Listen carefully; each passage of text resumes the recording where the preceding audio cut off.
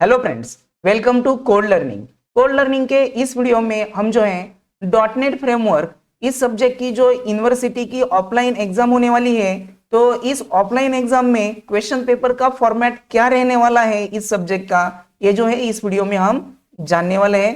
तो इस वीडियो में हम कौन कौन से पॉइंट देखने वाले हैं। तो फर्स्ट है question paper format, dot net framework इस सब्जेक्ट का क्वेश्चन पेपर का फॉर्मेट क्या रहने वाला है। Then how to write the answers of theory questions, इस सब्जेक्ट में आपको जो थ्योरी क्वेश्चंस होंगे इनके आंसर आपको कैसे राइट करने चाहिए। Then how to write the answers of programming questions, इस सब्जेक्ट में जो प्रोग्रामिंग के क्वेश्चंस होंगे उनके आंसर जो है आपको कैसे राइट करने चाहिए। और लास्ट पॉइंट है trick to carry complete marks, अगर आपको किसी भी आंसर के कंप्लीट मार्क कैरी करने हैं तो उसके लिए जो है आपको कौन कौन सी ट्रिक जो है यूज करनी चाहिए जिससे आप जो है कंप्लीट मार्क जो है कैरी कर सकेंगे। तो ये सारे पॉइंट जो है इस वीडियो में हम डिस्कस करने वाले हैं, तो वीडियो जो है लास्ट तक जरूर देखें।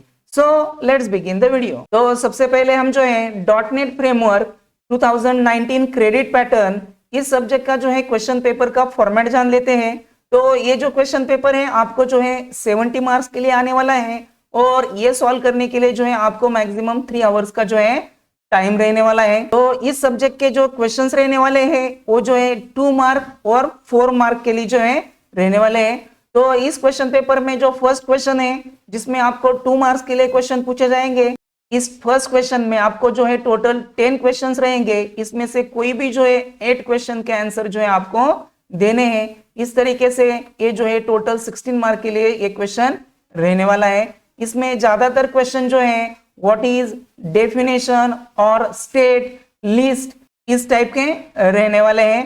देन नेक्स्ट क्वेश्चन 2 जो है इसमें जो है आपको 5 क्वेश्चंस रहेंगे और इसमें से कोई भी जो है 4 क्वेश्चन जो है आपको सॉल्व करने हैं। तो ये जो सेकंड क्वेश्चन है 4 मार्क के लिए रहने वाला है, तो आपको जो है 4 क्वेश्चंस के आंसर लिखने हैं।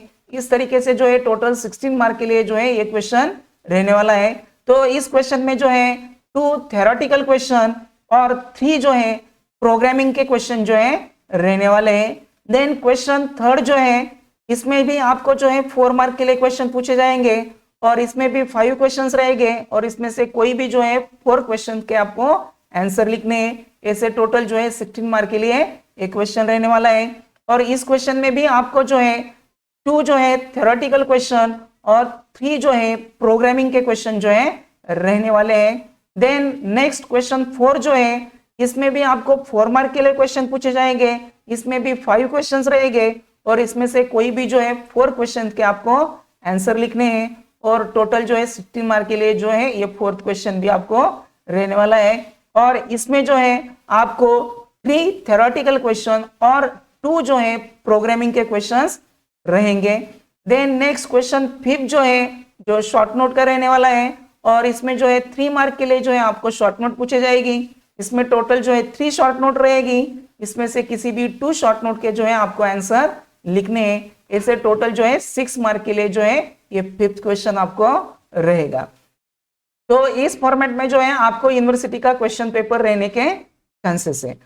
तो इस टाइप में अगर आपका क्वेश्चन पेपर हुआ तो आपको जो है एक्सपेक्टेड आंसर क्या लिखने चाहिए ये जो है अब हम देखने वाले हैं। तो इसमें जो फर्स्ट क्वेश्चन है जो 2 मार्क के लिए इसमें आपको क्वेश्चन पूछे जाते हैं, तो इसमें फर्स्ट क्वेश्चन है व्हाट इज सीटीएस। तो यहाँ पर जो है सीटीएस क्या है ये आपको लिखना है। तो सबसे पहले आपको क्या करना चाहिए, जो सीटीएस है उसका फुल फॉर्म लिखना चाहिए और देन सीटीएस की जो डेफिनेशन है तो उसका जो एक्सप्लेनेशन होगा वो जो है आपको यहाँ पर लिखना चाहिए। ऐसे जो है 2 मार्क के लिए आपको 2 पॉइंट्स में जो है आंसर लिखने की जरूरत है। देन नेक्स्ट क्वेश्चन बी है what is a data adapter.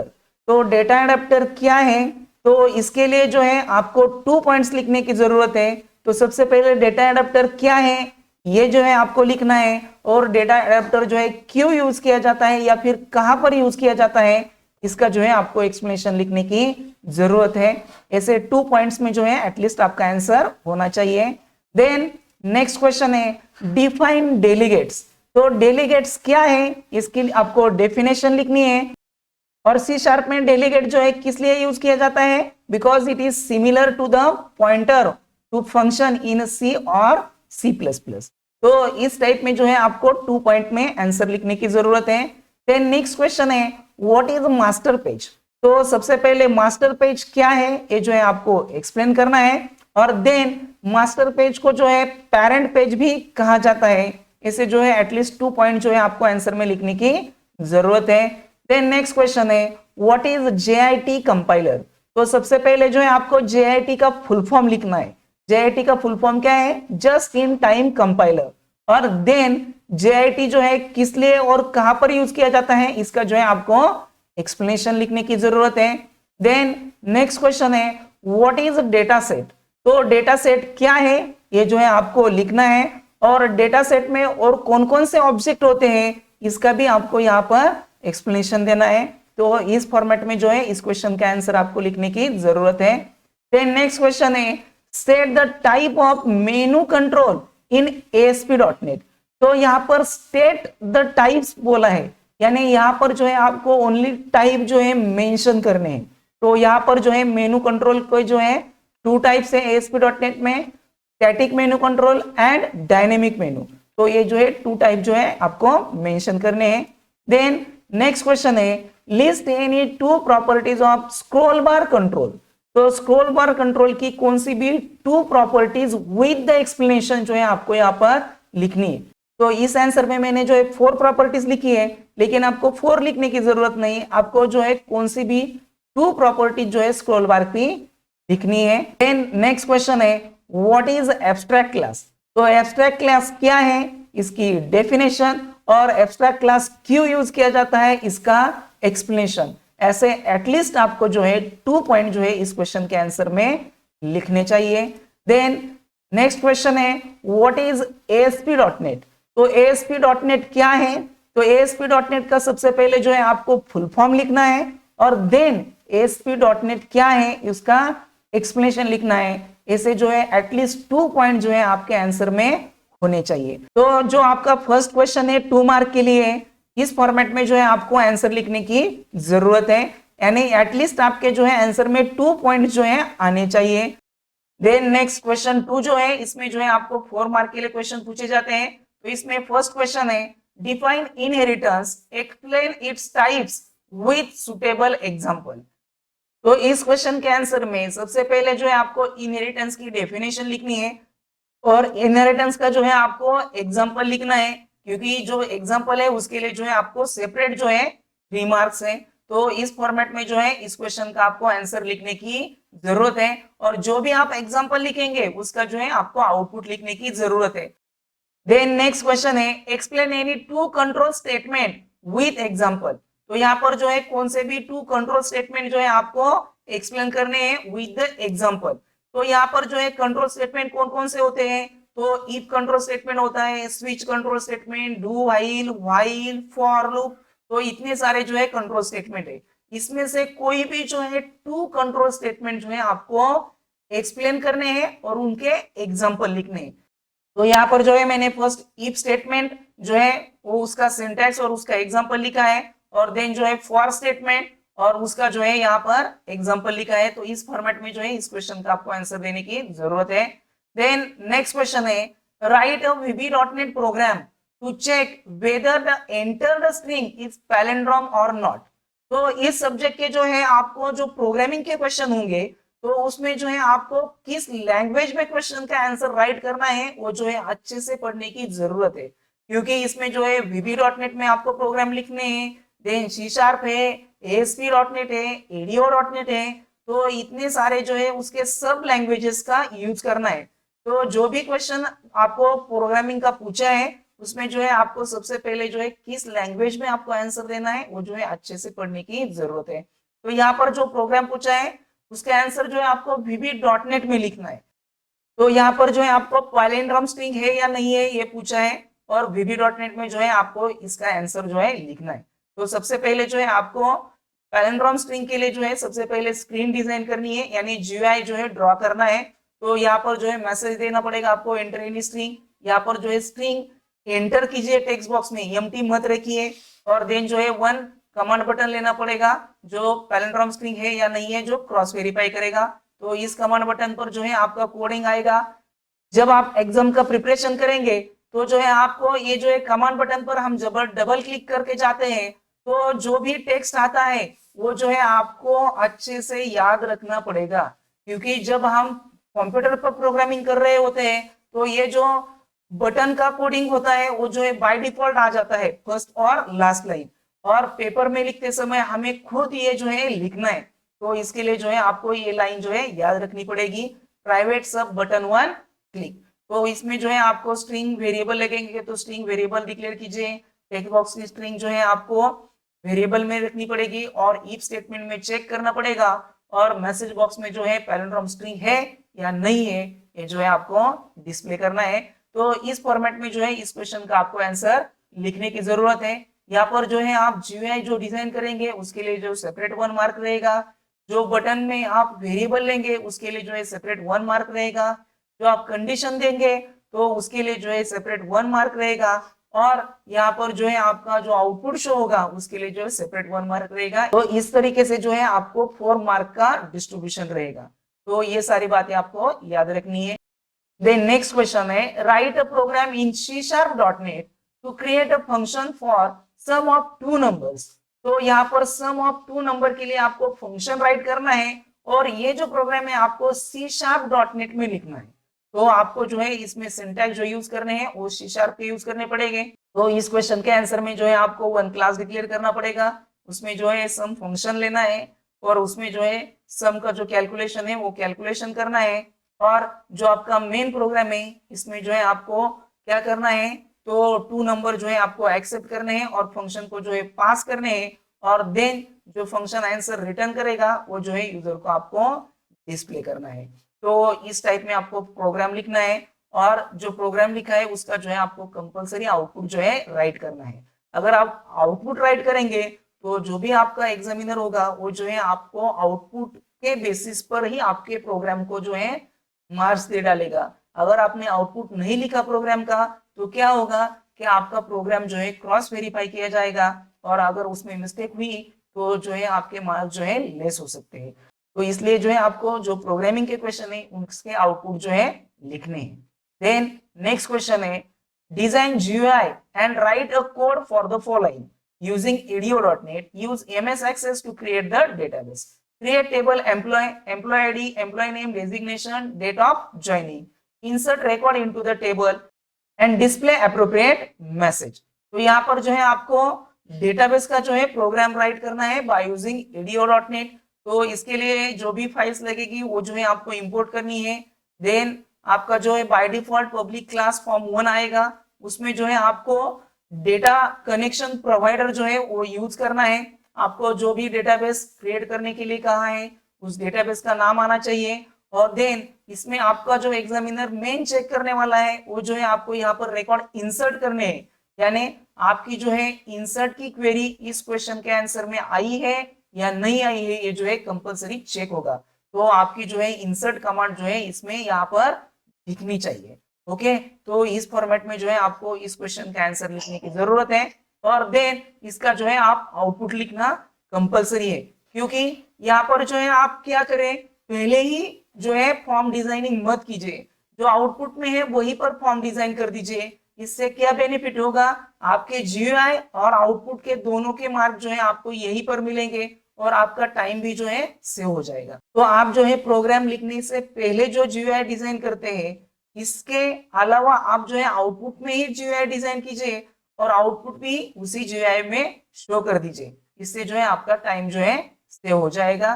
Then next question 3 जो है इसमें भी आपको 4 मार्क के लिए क्वेश्चन पूछे जाते हैं। तो इसमें फर्स्ट क्वेश्चन है, explain the page life cycle of ASP.NET in detail. तो यहाँ पर जो है ASP.NET की पेज की लाइफ साइकिल आपको इन डिटेल लिखनी है। तो सबसे पहले पेज लाइफ साइकिल में जो सारी स्टेजेस आती हैं उसके लिए जो है आप सबसे पहले डायग्राम ड्रॉ कर दीजिए, और देन हर एक स्टेज और उसका जो है आपको शॉर्टकट में एक्सप्लेनेशन लिखना है। तो इस फॉर्मेट में जो है इस क्वेश्चन का आपको आंसर लिखने की जरूरत है। देन नेक्स्ट क्वेश्चन है, explain classes of connected architecture of ADO.NET in detail.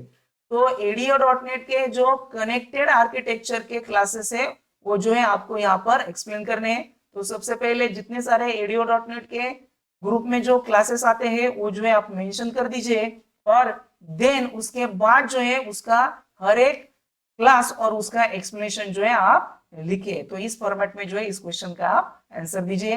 Then next question है, write a menu driven program in C#.NET to perform following functionality, addition, multiplication, subtraction, division. तो ये जो programme है आपको C# में लिखना है, और यहाँ पर राइट अ प्रोग्राम नहीं लिखा है, write a menu driven programme लिखा है। तो ये जो प्रोग्राम है आपको जो है स्विच केस में जो है लिखने की जरूरत है, और स्विच केस में जो है आपकी 4 केसेस जो है होनी चाहिए, एडिशन, मल्टीप्लिकेशन, सब्सट्रैक्शन और डिवीजन। तो इस फॉर्मेट में जो है आप इस क्वेश्चन का आपको आंसर लिखने की जरूरत है, और इस प्रोग्राम का भी जो है आपको आउटपुट लिखने की जरूरत है। तो इस फॉर्मेट में जो है इस क्वेश्चन का आपको आउटपुट लिखना पड़ेगा। देन नेक्स्ट क्वेश्चन है, design GUI and right a code for the following, accept a character into the text box, check whether the character is oval or not, and display appropriate message in the message box। तो इस question के answer में क्या करना है, आपको text box में कोई भी कैरेक्टर एक्सेप्ट करना है, और ओवेल है या नहीं है ये जो है यूजर को डिस्प्ले करना है। तो इसके लिए जो है आपको जो GUI लगेगा, तो इस फॉर्मेट में आपको जो है GUI लगेगा, एंटर एनी कैरेक्टर, और उसके बाद जो है आपको टेक्स्ट बॉक्स रखना पड़ेगा।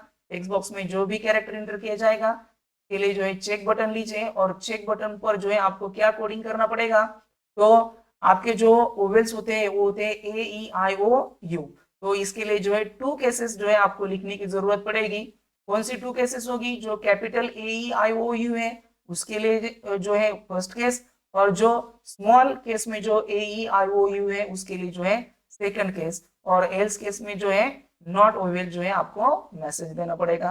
तो इस फॉर्मेट में जो है इस क्वेश्चन का आंसर लिखिए, और इसका भी जो है आप कोई भी कैरेक्टर 1 जो है एंटर कीजिए, और मैसेज बॉक्स में वो ओवेल है या नहीं है ये जो है मैसेज डिस्प्ले कीजिए। तो इस फॉर्मेट में जो है इस क्वेश्चन का आपको आंसर लिखना पड़ेगा। देन नेक्स्ट क्वेश्चन है, design GUI and right a code for the following, create a table student, roll number, yes name and class, search the record for student whose are in a TY class and display the result in the grid view। Okay, तो ये जो है आपको programme लिखना है। तो इसके लिए जो है आपको स्टूडेंट डेटाबेस क्रिएट करना है। तो यहाँ पर जो है आपका जो है एग्जामिनर होगा वो जो है अपने स्टूडेंट टेबल एक्सेस किया है या नहीं किया है ये जो है क्रॉस वेरीफाई करेगा, और यहाँ पर जो है आपको रिकॉर्ड सर्च करना है। तो सर्च करने के लिए जो है आपको सिलेक्ट की क्वेरी लिखने की जरूरत है। ओके, और सर्च की क्वेरी में जो है आपको जो टेक्स्ट बॉक्स 4 में जो क्लास आप एंटर करेंगे वो क्लास का ही स्टूडेंट का रिकॉर्ड जो है आपको डिस्प्ले करना है।